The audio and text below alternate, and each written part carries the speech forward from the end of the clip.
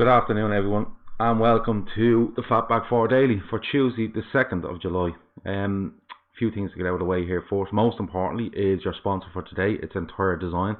You can find them at Entire Design _ on Twitter.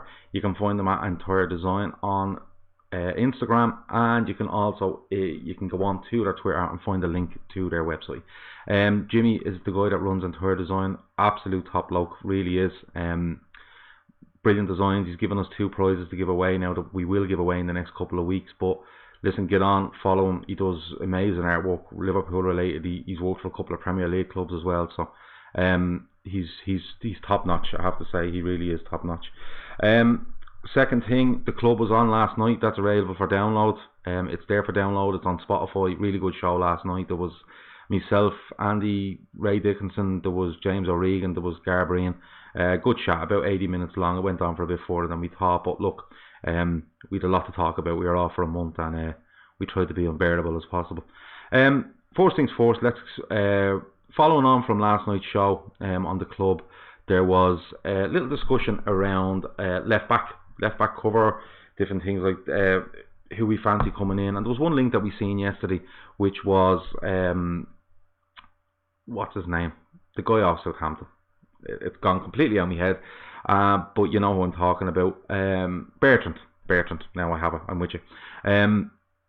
He's being tentatively linked, and I made a case from probably not being a bad option. He's 30 years of age, probably looking at the last big contract of his career. Maybe willing to come in and do a role where he covers Andy Robertson at a bigger club than Southampton. Southampton have improved under their manager, but still you're probably looking in between 12th and 15th in the league, whereas this could be someone at a club that is vying for honours. There might be something to happen. Wanted to see what you all thought about this. It's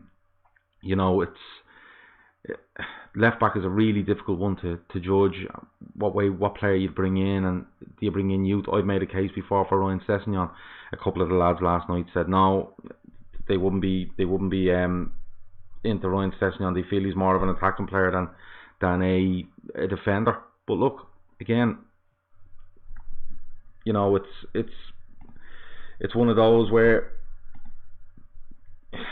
like, let's be honest about it. Klopp can probably go and take a Ryan Sessegnon and turn him into a left back, really, really good left back. Gar last night sort of thought, no, he's more of an attacking player. He's not a natural defender. But look, we've seen players come in under Klopp and not be naturally this or naturally that, and it's worked for him in the end, So let's see how that goes. I just wanted to see what you thought on a left back option. Sessegnon was one, Bertrand was another. I don't know. Is there a wild card out there somewhere? Just before I came online, there's a bit of rumour going around now that Neymar and Griezmann will go to Barcelona, and of course this will trigger your Dembele and your Coutinho talk. There's a big question over Coutinho. Would you take him back? I'm going to say hands up right away. I would absolutely take Philippe Coutinho back at Liverpool. We've talked about it since he's left. Who would we replace him with? What would we haven't really replaced him, but having said that, we've gone in a different direction of how we play. So it could be one of those things that he just doesn't fit the way we play. Speaking to the lads last night, this Bruno Fernandes link seems to be a sort of player that's in a Coutinho ilk. So we are linked with him, and we are kind of looking for that type of player. Is Coutinho one you could bring back in? I don't know. Is it one of those where you could see he wants a Fernandes because of the stuff that's gone on with Coutinho? Kev O'Sullivan there says he can see Suarez leaving. He can see Suarez leaving the Barcelona. I can too. The lads were all over Suarez last night as well. I just don't know.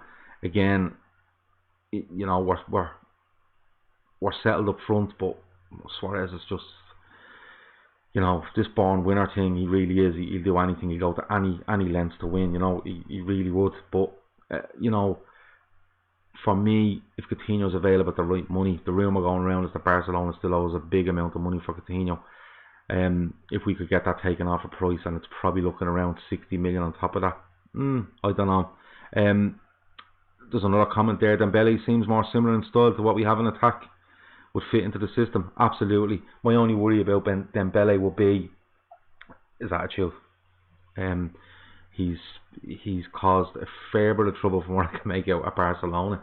He's slightly injury prone, I think it's fair to say as well.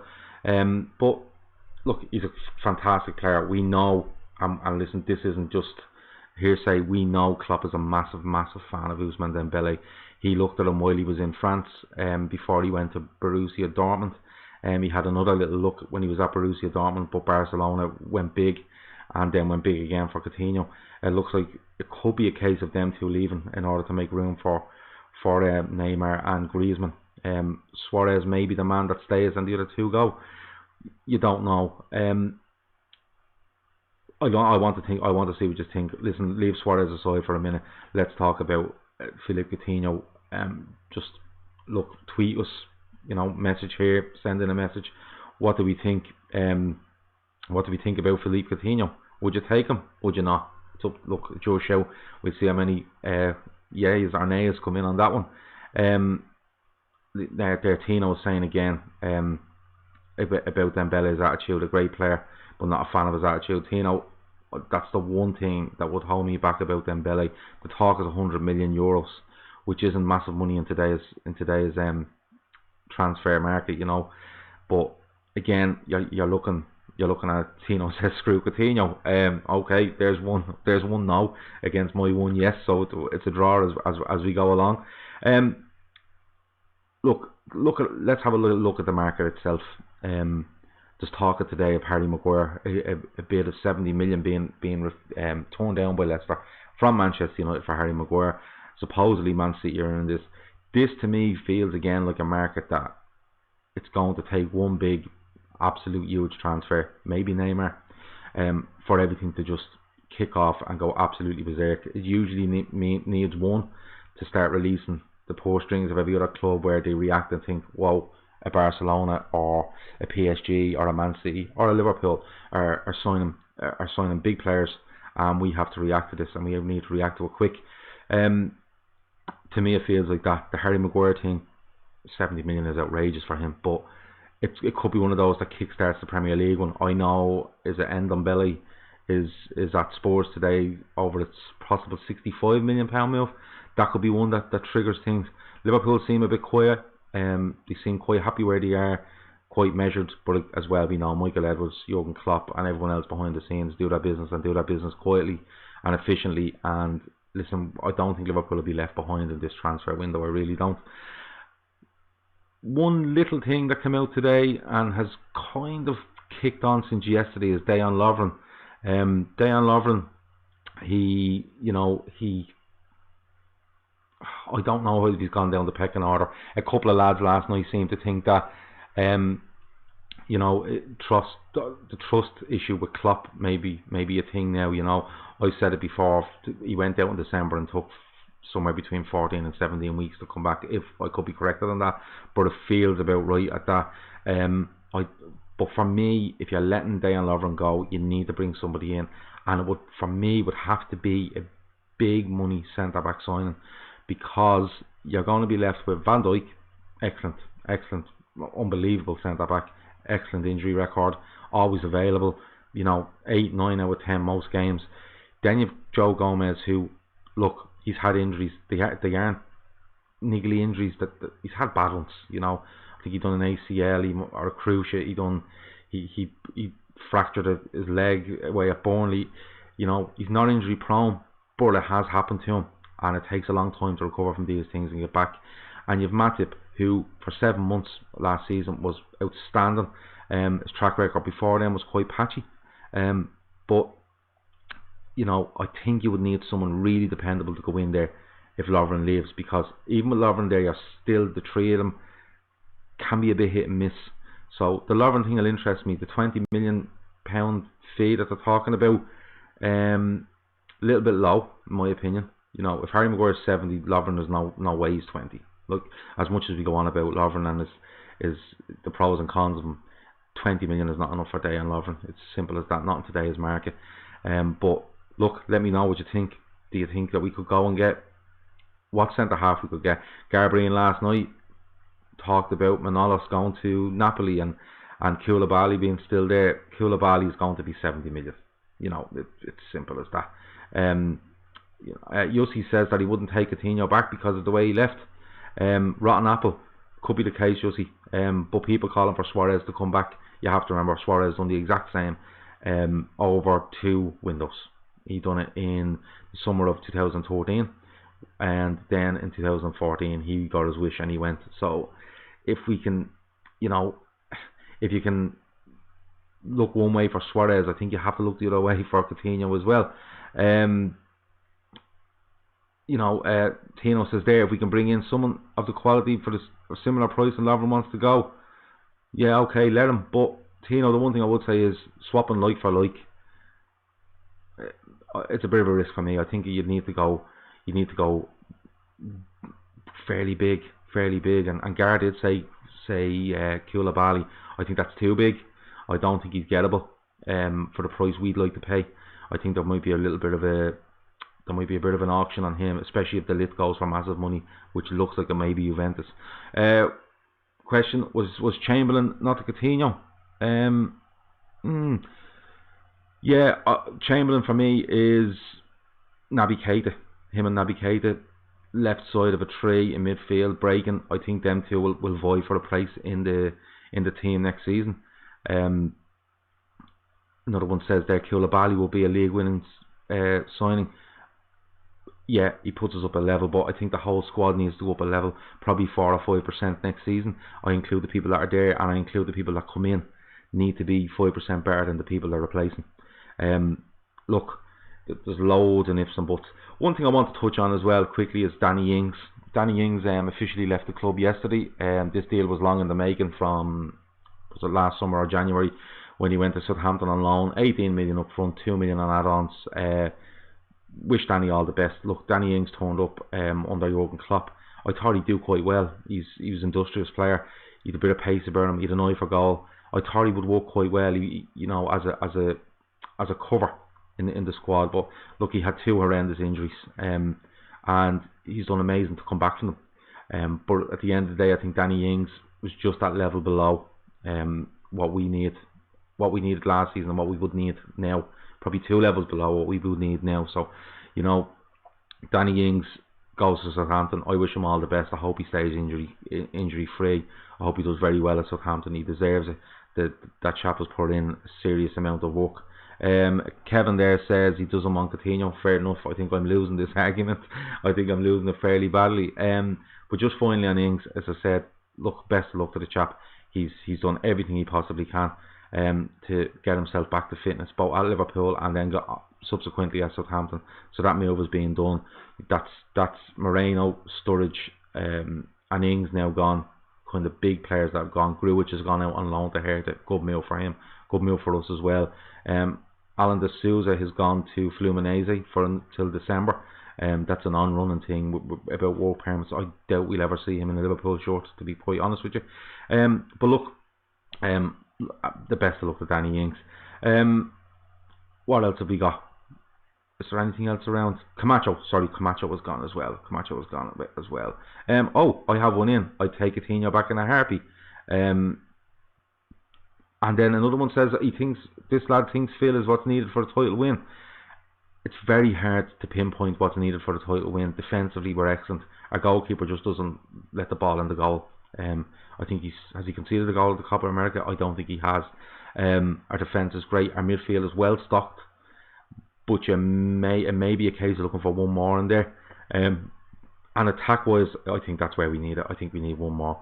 Again, like I spoke about yesterday, Pepe was there.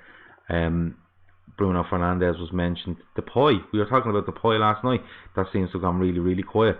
But you never know, that might rear its head again. Yeah, someone has said Fekir here. I said this last night. Fekir for me is the one. I think if you're looking at it money wise, 30 million euros I think is the rumoured amount. He's played another season at Lyon. It's a calculated risk of 30 million in my opinion. He can play left, right. He can play in a midfield 3. He has done. He can play as this false 9. I think he can play in every position we need, and he's left-footed, which for me, stands him out to other players because Salah is amazing. But look, you look at Mane, you look at Firmino, predominantly right footed. You know, the midfield, predominantly right footed. This fella is just that little bit extra. For me, at 30 million, I would be all over Nabil Fekir. Last season, there was a lot of to and fro over why he didn't sign for Liverpool. There was videos of him apparently in Liverpool training tops, doing interviews, and then it fell apart. I don't know whether that was just money in the end. Was it a knee issue? Look, we can speculate all day. We really can. But for me, I agree. Fekir is the one that I would absolutely be all over if we had a chance of doing that deal. Maybe again we've moved on. Maybe our style has changed slightly different. So he's not one that you can fit in as easy as he thought we could fit in last season. There's nothing really else happening today. It's a quiet enough day. We did touch on one thing last night that was quite interesting, and I just want to have a word with yourselves over it, because you know people will listen to the download and listen on Spotify and different things like that. Watch it on YouTube, and you can get it everywhere. But one thing we touched on last night was players next season at Liverpool. The season is crucial for them. You know, whether it's to make the next step, whether it's to consolidate themselves in the squad, whether it's to be that player that goes through the roof and pushes us onto a title win. The likes of Joe Gomez was mentioned, Alex Oxlade-Chamberlain was mentioned, Naby Keita was mentioned. I just wanted to see if anybody else had any other names they wanted to throw in the mix. You know, coming out of the podcast last night, I had a little think on the way home, and I thought, you know something, Trent Alexander-Arnold, I think excellent season last season, 2 European Cup finals in a row, is really pushing himself to be England's number 1 right back. But you still get a little feeling about Trent, about him, consistency at certain points of the season. It could be to do with tiredness, fatigue. You know, he's only 20 odd years of age. You know, I'm wondering, is Trent one that, you know, for me, if Trent went out next season and was 8 out of 10 defensively, he absolutely nailed himself as the best right back in England and pushing for to be the best right back in Europe, because the only thing you would say about Trent is he is still targeted because he's young, because he's inexperienced. He loves going forward, and Klopp wants him to do that. But I just think if Trent can put that little bit extra in, I'm not criticising him. I know before people jump down my throat, I'm not criticising the guy, but I'd love to see Trent be 7, 8 out of 10 every week defensively, and the attacking stuff will come naturally because he has an absolute wand of a right foot. He really does. Another one I was thinking about, like Lallana is an obvious one. If Lallana stays, first thing is getting him fit and getting him on the pitch consistently, or being available to be consistently on the pitch. Hand on heart, I think Lallana leaves the club in the summer. I think all the stuff coming out about him being crucial for next year, I think if a deal comes up where we could get likes of a Fekir or a Fernandes or a Coutinho or somebody in that ilk, I think it might be the end. It might be the end of Adam Lallana. You know, Origi is still young. He could have another gear in him. Yeah, Yossi, I agree with you. Origi is still young and he couldn't have another gear. I think this season might have done him the absolute world of good. You know, feeling really part of that squad. He scored away at Newcastle, of course, the Derby goal, and then look, the goal in the Champions League final tops everything off. But I think he would still be back up, along with Brewster, who we spoke about recently about him being made promises. Brewster will have to get a look in. So it's vital that this signing that we make up the top of the pitch is someone along the quality of the front three we have. There's still a drop off to Origi and Brewster, no doubt. We need someone that may not be as good as our front three, but not to drop off to Origi and Brewster. That's just my opinion. Adam Lallana needs to leave to get first team football. He probably does.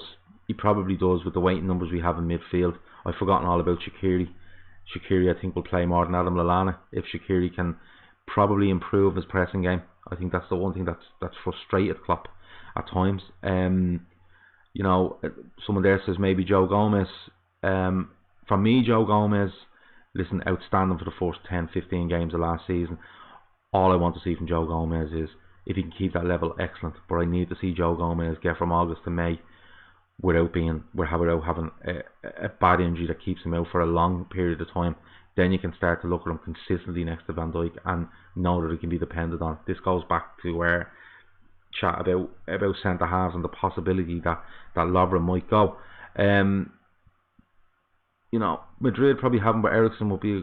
Listen, Eriksen, a lot of lads at the Trippers like Eriksen, and the one thing I would say for signing Eriksen would be you give Spurs a good kick by doing something like that. Son, even more.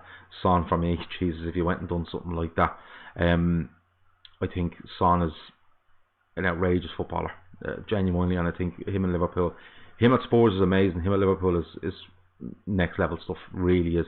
And Mignolet, stay or go.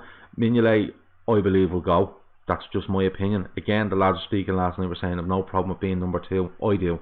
I don't think he is anyway similar to Alisson. I think if you need to bring in a keeper, if Alisson is injured or suspended or any sort of reason why Alisson is out, you need somebody that plays not to the level of Alisson. It's very hard to find something like that, but tries to do what Alisson does with regards to shot stopping, crosses, distribution with both his feet and his hands, his quickness of distribution. I don't think Mignolet is in any way similar to Alisson in that way.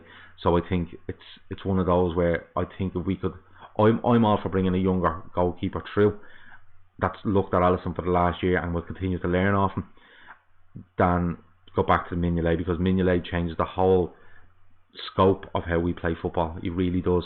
From everything he does, it's completely and utterly alien to what Alisson does. So for me, it's one of those where I think Mignolet may go. If not now, he may do in January. It all depends. If Liverpool are willing to let him go, I would, if we got the right price. If Liverpool are going for a backup goalkeeper, Mignolet will not stay at Anfield. Absolutely not. If another goalkeeper is brought in, it's because Mignolet is leaving. Listen, that's been 20-25 minutes. I hope you enjoyed it. I hope you listened to yesterday's, watched yesterday's. The club was last night.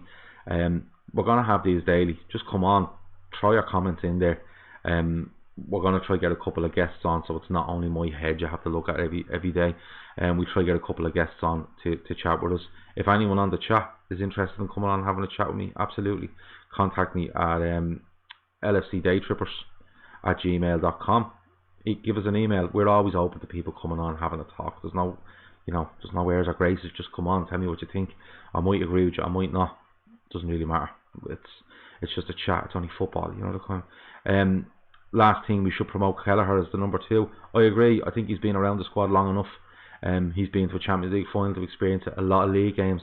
He was away in the tour last year. He'll do the same. He's playing international football underage at Ireland. Very decent prospect. He must be if he's being kept in that squad and around that squad for that amount of time on a consistent basis. I've no issue with that, because let's be honest, Mignolet was backup goalkeeper last season and played one game in the League Cup against Chelsea, if I'm right. But look, there's loads to go in the summer. There's bits and pieces coming out about transfers. We'll come back tomorrow, 1 o'clock. Same thing. We'll see how it goes, and we'll talk a little bit more. But as I said, listen, this is on Periscope, this is on YouTube. Share it around your friends. Share it on Twitter. Share it on whatever social platform you're on. It'll be available for immediate or audio download later on. You can download it there. It'll be on Spotify. Again, it's everywhere. And as I said, if you ever want to, just keep putting your comments in there. But lfcdaytrippers@gmail.com. Anyone wants to come on and have a chat with me, absolutely. 20 minutes at 1 o'clock every day. I have no issue with that. We'll try to get Grizz on during the week if I can find them. I'll try to get Matt on at some stage. Again, if I can find them. A couple of the lads, I know Peter Phillips from the Cop Table is going to come on and have a chat with me, probably this week or next week. With regards to all the sponsors, we've 6 sponsors sponsoring this show at the minute. They'll all have a sponsor every day. They'll have every day as a separate sponsor. There is going to be prizes over the following month. We've 6 or 7 prizes to give away over the month. We'll give one away this week, and then we'll give a couple away next week, and so on and so forth. And let's see how we go. But look, thanks for listening. Thanks for watching this show today. I've been Gav. It's being brought to you by Entire Design. Jimmy is a top fella with top work. If you're looking for stuff, artwork to frame your hall, your stairs, your sitting room, your kitchen, anywhere, a games room out the back of the house, wherever you have, Jimmy is the man to go to for Liverpool related stuff. He's given us 2 really good prints to give away. I might do one separate to each other, or I might do it 2 of them together. We'll see how it goes. That'll probably be next week. But look at @entire_design on Twitter. Go there, you'll find Jimmy. You'll get a link to his website. His work is outstanding. Just go and look him up. As I said with our sponsor yesterday, Love Follow Conquer.